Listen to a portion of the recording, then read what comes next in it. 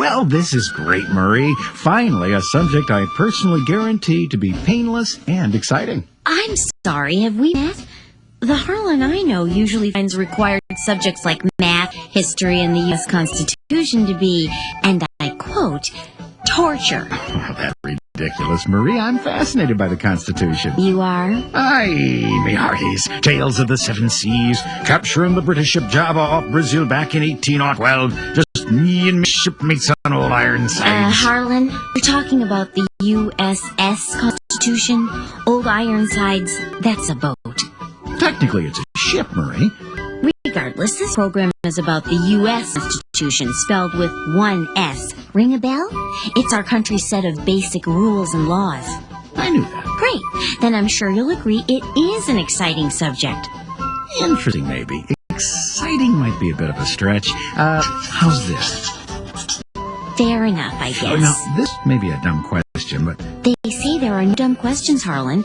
Of course, they never met you. Very funny, Marie. Seriously, I don't see why we need a constitution at all. It's old, it's all yellowed with age. I can hardly read the thing. I mean, you talk about weird penmanship. Okay, stop. Harlan, would you play football or baseball without a set of rules? Well, every sport has a rule book, but what does that have to do with the Constitution? Okay, well, think of it this way. Our Constitution sets up a kind of rule book for the whole country.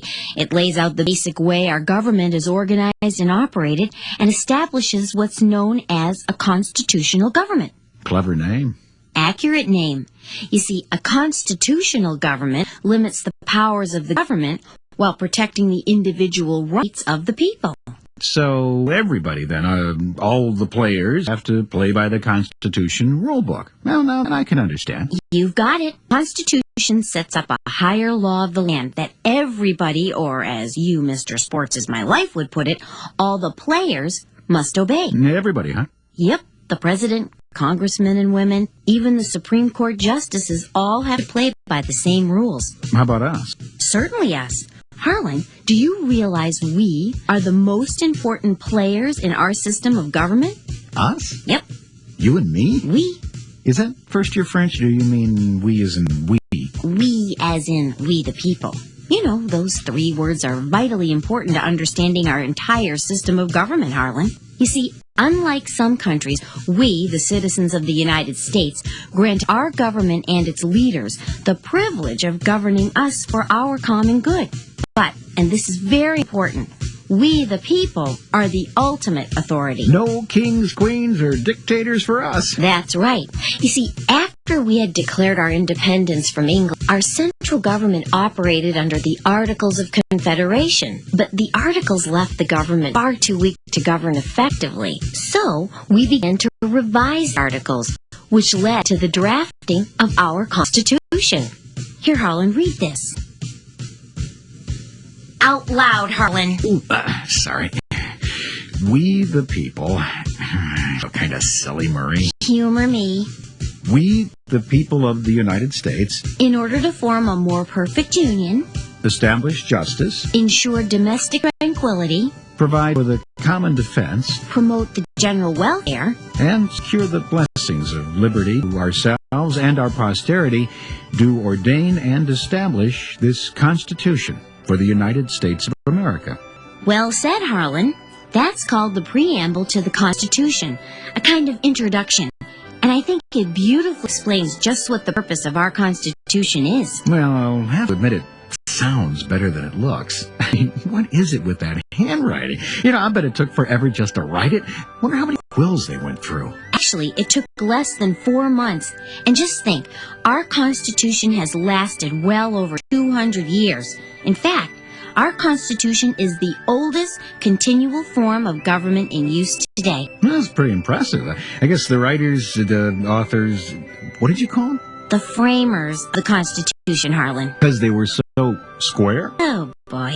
Because after studying many different past forms of government, they combined many ideas and ideals to create a framework for our new government. Got it. Now then, 55 men attended the Constitutional Convention. Held in exciting Las Vegas. Held in beautiful Philadelphia, Harlan. Philadelphia, huh? Well, if they weren't going to Vegas, you'd think they'd at least have held it in Washington, D.C., being the nation's capital and everything. Yes, Harlan, but at the time the Constitution was drafted, Philadelphia was our capital. In fact, it was the capital from 1790 until 1800. I knew that. Right. Just as I'm sure you know that after much debate, the framers decided upon a federal system of government. How'd they come up with that name? Well, I'm glad you asked. It's called a federal system of government because it shares its power and responsibilities with the individual states. Oh, I guess that's why states like, say, Florida don't print their own money or start a post office or decide to declare war on Finland. Right. You won't see any Florida Fives or Sunshine State stamps, much less a Florida flotilla. But at the same time, the states do reserve many powers for themselves, like operating schools, setting local laws, collecting taxes. Oh, well, I know. No comment. Now, at the Constitutional Convention, Vegas would have been cooler. actually warmer, and of course the city didn't even exist in 1787. Well, now that's a pretty good reason. As I was saying, at the Constitutional Convention, the individual colonies that later became states were understandably very concerned about creating too strong a central government. Yeah, they'd had it with that royal jazz. So, to protect and preserve the states' rights, but at the same time establish an effective national government, our Constitution was designed with 3 co-equal branches, so the power of each would be limited or checked by the other branches, creating a balance of power. I guess the branches act sort of like umpires for each other. Right. The president is the head of the executive branch, and the Constitution empowered him to enforce the nation's laws. He's also the commander-in-chief of the armed forces and our ceremonial head of state. You know, a really big wig. Yeah, now he wore a really big wig. And check out those Supreme Court justices. They're part of the judicial branch, Harlan.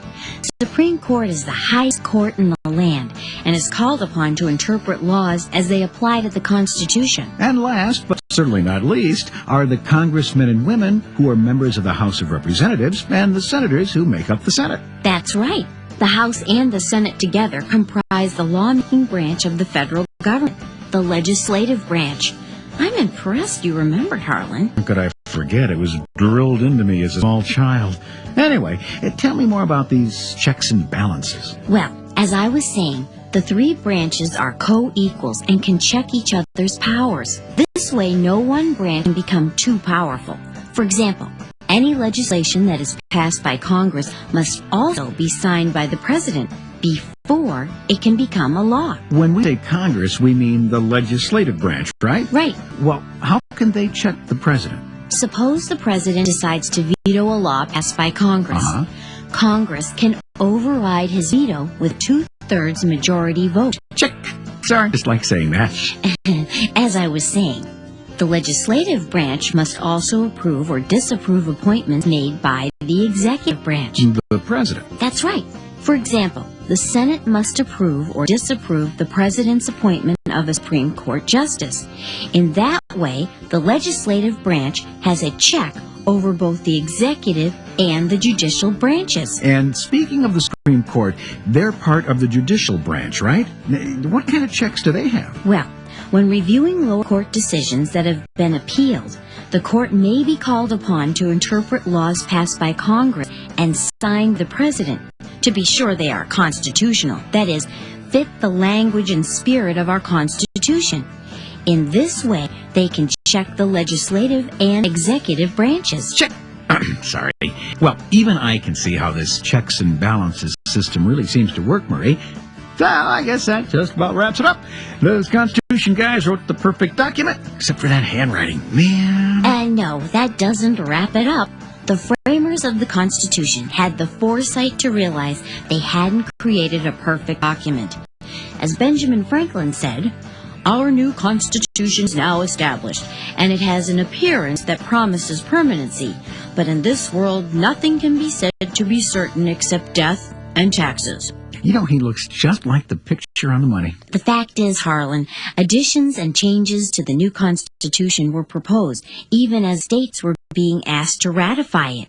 So, when the first Congress met, they added first 10 amendments to the Constitution. These amendments are known as the Bill of Rights and were ratified by 11 of the 13 states on December 15th, 1791. I am assuming ratify means approval. We're not talking rodents here, are we? Yes, Harlan, approval, not rats, as well you know. So, if the first 10 amendments are known as the Bill of Rights, I guess the First Amendment is where I get my First Amendment rights. Pretty logical, isn't it? Yeah. The First Amendment is quite famous because it's so important in protecting our rights as individuals, Harlan. It prohibits government-established religion, guarantees freedom of worship, freedom of speech, freedom of the press, the right to assemble, and the right to petition the government. Now, the Second Amendment ensures the right to keep and bear arms. Third prevents the government from keeping soldiers in private homes without the owner's consent. The Fourth prevents unreasonable search and seizure. So if the government's got a beef with me, they better have a very good reason to come knocking at my door. You could and would put it that way. Now, the Fifth Amendment is pretty famous too. Yeah, I've heard people take the Fifth in trials, but I wasn't sure exactly what it meant. The Fifth Amendment offers guarantees against violations in what's called due process in criminal cases. No person can be forced to testify against himself, and you cannot be tried for the same crime twice. Speaking of trials, the Sixth Amendment guarantees a fair and speedy trial, an impartial jury, and the right to an attorney in all criminal cases. The Seventh guarantees a jury trial in major non-criminal cases, and the Eighth Amendment prohibits excessive fines or bail and prohibits cruel and unusual punishment. Don't you think required courses could be covered under the Eighth Amendment? And no comment. The Ninth Amendment says that although certain rights have been listed in the Constitution, that doesn't mean that we, the people, don't retain other rights that aren't mentioned. And last but not least, the 10th Amendment says that any power not granted to the federal government or specifically prohibited to the states is reserved for the states or the people. We the people. What if we want to make more amendments? Well, Article 5 of the Constitution established amendment procedures, so the Constitution can be modified as necessary. I'd like to propose an amendment. Well, you certainly have the right to. This ought to be good. All men named Harlan who have reached their 25th birthday shall be given a tax-free income for life equal to that of the president. Yeah, Harlan, that makes a lot of sense. To me. Oh, wait a second. There. That ought to improve my chances. So, how do I get this amendment, as you so constitutionally put it, ratified? Well, you either have to convince 2/3 of both houses of Congress. The House of Representatives and the Senate, right? Right, to propose your amendment. Sounds unlikely. Sounds impossible, or... Yeah, what's the other way? Any easier? Afraid not. The legislatures of 2/3 of the states would have to apply to Congress for a constitutional convention for the purpose of passing your improbable amendment. Then what? Then your amendment would have to be ratified. Oh, you love that word, don't you? By the legislatures of 3/4 of the states, or by conventions held in 3/4 of the states. In other words... Not a chance, huh? Nada. So, what kind of amendments have we created? 26 amendments have been ratified, and yes, I do like that word, including the prohibition of slavery and ensuring the right to vote regardless of race, establishing the right of women to vote, limiting the president to 2 terms in office, and lowering the voting age to 18. I've got a question. What if we pass an amendment and then change our mind? Ever heard of prohibition? Sure, Al Capone, Elliot Ness, gangsters. Ooh, I love those movies. Well, it wasn't just in the movies, Harlan. In fact, the 18th Amendment prohibited the sale of liquor in the United States, but later we changed our minds and passed the 21st Amendment, which repealed the 18th Amendment. Kind of an unamendment. You know, Marie, all this talk about the Constitution and Philadelphia, I'm starting to get that strange urge I always seem to get about now. Field trip! Well, here we are. Independence Hall. Built in 1732, as I recall. Built in 1732, as you just read in the brochure. Hey, I'll bet that's one of those farmers of the Constitution. Framers of the Constitution, Harlan? Jefferson, right? Washington, Harlan. I knew that. But over there is the Graff House, where Thomas Jefferson wrote the Declaration of Independence. Oh, I wonder how many quills he went through. Oh, come on, let's go see the Liberty Bell. bummer of a crack. Oh, I think that's character. Like those lines on your face. Very funny. Marie, I'm getting hungry. You know, Philadelphia's famous for cheesesteak sandwiches. I'm a little short on cash. I don't suppose there's an ATM in here. No, but you could visit the First Bank of the United States. Awesome. Well, I'm visiting Independence Hall. Whatever. Catch you at the plane. Don't be late again. I'm almost never late. Well, hardly ever. Oh, wow. This is so beautiful. I'm glad Harlan isn't here. I'd have to hear more quill and penmanship jokes. Wow, it's George Washington's chair. Being here makes history come alive for me. Oh, I gotta watch my time. Harlan, I hope those coolers aren't filled with Philly cheesesteaks. Oh, of course not. I packed my clothes in some of them. Hey, Marie, what are all these charges for excess baggage? Oh, nothing. Nothing? 2,081 excess weight baggage fee is nothing? Marie, you didn't steal the Liberty Bell, did you? Of course not. It's just an authentic reproduction for my home. Ooh, speaking of... Home! Wow, that was fun. Philadelphia's great. But I'm glad to be back, and I'm ready for one of our soon-to-be famous Painless reviews. Well, this ought to be good. What? I said I wish you would. Ready? I promise this won't hurt a bit. My seatbelt is latched, and I've returned my tray table to the full upright position. Shoot! The Constitution is the framework of our federal system of government. It established 3 branches of government, limiting the powers of each and providing a system of checks and balances. The legislative branch has the power to make laws. The executive branch has the power to carry out and enforce laws. And the judicial branch has the power to handle conflicts over the enforcement, application, and interpretation of laws. The Constitution is the supreme law of the land and can be amended from time to time. The first 10 amendments are called the Bill of Rights, and 16 other amendments have been made over the years. Wow, painless and fast. Thank you. And I think pretty interesting as well. Particularly our field trip. I love Philadelphia. And those Philly cheesesteak sandwiches were good for my constitution. Oh, Harlan, my Liberty Bell looks great in our belfry. Yeah, I always knew you were bats, Marie. Never knew you had belfry, though. You know, when you went to the First Bank in Philadelphia, I saw Betsy Ross. You know, Tom Jefferson and I shared a Philly steak sandwich over at the City Tavern. Hey, Harlan, we almost forgot the video quiz. Oh, well, we wouldn't want to do that, would we? All right, everybody ready? Get out your quiz sheets and your number 2 pencils, please. Marie, ladies first. Of course. For each of the following questions, answer true or false. Question number 1. The Constitution is the set of rules or guidelines that organizes our government. 2. A constitutional government limits the powers of the government.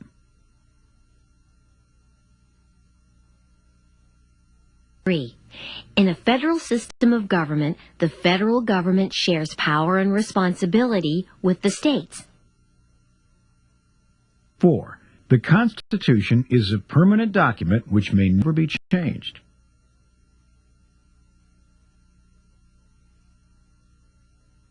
5. There are only 10 amendments to the Constitution. 6. The introduction to the Constitution is called the preamble. 7.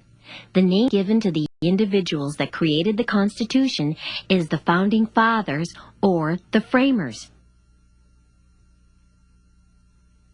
8. All of the branches of government have equal power.